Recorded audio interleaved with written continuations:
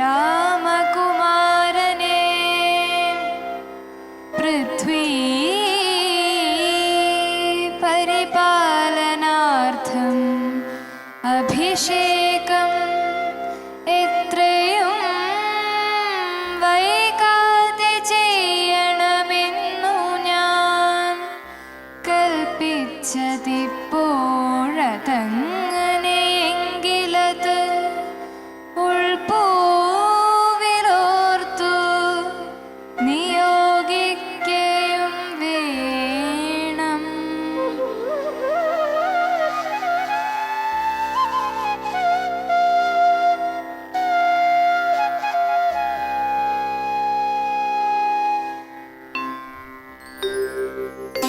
പ്രണാമം മഹാരാജൻ. കൽപ്പിച്ചാലും നീ നാം എന്താണ് ചെയ്യേണ്ടത്? സുമന്ത്ര, നിങ്ങൾ എത്രയും പെട്ടെന്ന് രാമകുമാരനെ കൂട്ടിക്കൊണ്ടുവരണം. പ്രധാനപ്പെട്ട ചില കാര്യങ്ങൾ സംസാരിക്കുവാനും തീരുമാനിക്കുവാനുമുണ്ട്. കൽപ്പന പോലെ മഹാരാജൻ.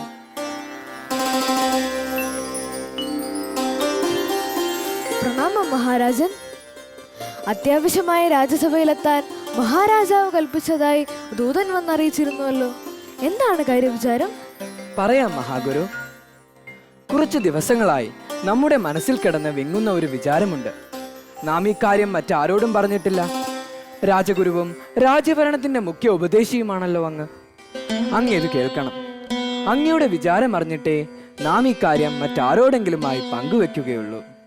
ശ്രേഷ്ഠ കാര്യങ്ങളിലല്ലാതെ മറ്റൊന്നിലും അങ്ങയുടെ മനസ്സ് വ്യാപരിക്കില്ലെന്ന് നമുക്കറിയാം. പറയൂ, അങ്ങയെ അലട്ടുന്ന വിഷയം എന്താണ്? മഹർഷേ, എന്റെ ശ്രീബന്ധപുത്രൻ ശ്രീരാമനെ ഞാൻ അറിയുന്നത് പോലെ തന്നെ അങ്ങും അറിയുന്നു. പ്രജാഭിവൃത്തിയിൽ തൽപരനാണവൻ. സർവചരാചരങ്ങളോടും ദയുള്ളവൻ. ബുദ്ധിശക്തിയിൽ ഭഗവാൻ ബൃഹസ്പതിയോട് തുല്യൻ. പരാക്രമത്തിൽ പരശുരാമനെ വെന്നവൻ. അങ്ങനെ എല്ലാ ഗുണങ്ങളും തികഞ്ഞ രാമനെ അയോധ്യയുടെ രാജാവാക്കണമെന്ന് നാം ആഗ്രഹിക്കുന്നു. അതിനായി അവന് യൗവരാജ്യാഭിഷേകം നടത്തുവാൻ നാം ആഗ്രഹിക്കുന്നു. ഇത് അങ്ങയുടെ മാത്രം ആഗ്രഹമല്ലല്ലോ മഹാരാജൻ. ഇന്ന് അയോധ്യ മുഴുവൻ ആഗ്രഹിക്കുന്നതും ഇത് തന്നെയാണ്. ധർമ്മനീതിയും കുലപാരമ്പര്യവും പറയുന്നതും ഇത് തന്നെ. ജ്യേഷ്ഠപുത്രൻ രാജാവാകണം. അതിനെന്ത് തടസ്സം മഹാരാജൻ? തടസ്സങ്ങളൊന്നുമില്ല മഹർഷേ.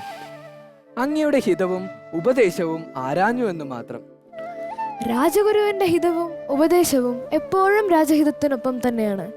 അങ്ങ് യൗവരാജ്യ അഭിഷേകത്തിനുള്ള ഒരുക്കങ്ങൾ തുടങ്ങിയാലും കാടുകളെല്ലാം പൂത്ത് വർണ്ണം വിതറി അലങ്കൃതമായി നിൽക്കുന്ന ഈ ചൈത്രമാസം അതിനേറ്റവും അനുയോജ്യമാണ്. നമുക്ക് തൃപ്തിയായി മഹർഷി. ചൈത്രമാസത്തിൽ തന്നെ അഭിഷേകം നടത്താം. അതിനാവശ്യമായ ഒരുക്കങ്ങളെക്കുറിച്ചും കർമാനുഷ്ഠാനങ്ങളെക്കുറിച്ചും അങ്ങ് വ്യക്തമാക്കിയാലും.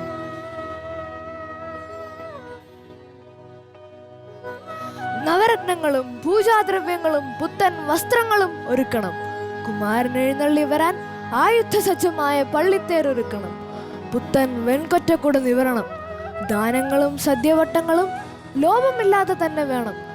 നഗരപ്രാന്തങ്ങളിൽ അലങ്കാരം വേണം. ആരെവിടെ? വസിഷ്ഠ മഹർഷി കൽപ്പിച്ച എല്ലാ ഒരുക്കങ്ങളും ഉടൻ ആരംഭിക്കട്ടെ.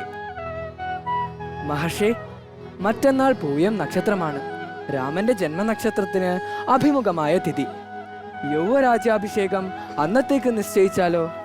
ആവാം, അതിൽ അശുഭമില്ല. എങ്കിൽ നാളെ കഴിഞ്ഞ് രാമന് യൗവരാജ്യാഭിഷേകം.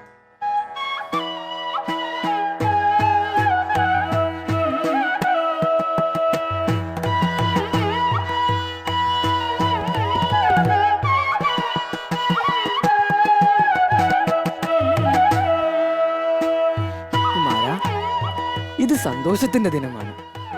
വരാനിരിക്കുന്നത് വലിയ വലിയ സന്തോഷങ്ങളുടെ നാന്ദിയാണ്. അല്ലേ ഗുരുദേവ? അതെ, അങ്ങനെ ആയിരിക്കട്ടെ. കുമാര, അശുഭ ചിന്തകൾക്ക് തെല്ലും സ്ഥാനമില്ല. ഉചിതമായ മുഹൂർത്തത്തിൽ ശുഭകരമായത് സംഭവിക്കും. അതിന് സജ്ജനായിരിക്കുക. ശാസ്ത്രോക്തി അനുസരിച്ചുള്ള വ്രതാനുഷ്ഠാനങ്ങൾ ആരംഭിച്ചുകൊള്ളൂ. ഇപ്പോൾ മുതൽ ധർമ്മപത്നിയോടൊത്ത് ജിതേന്ദ്രിയനായി ധർമ്മപുല്ല് വിരിച്ച് നിലത്തു ശയിക്കണം. ഉപവാസം അനുഷ്ഠിക്കണം.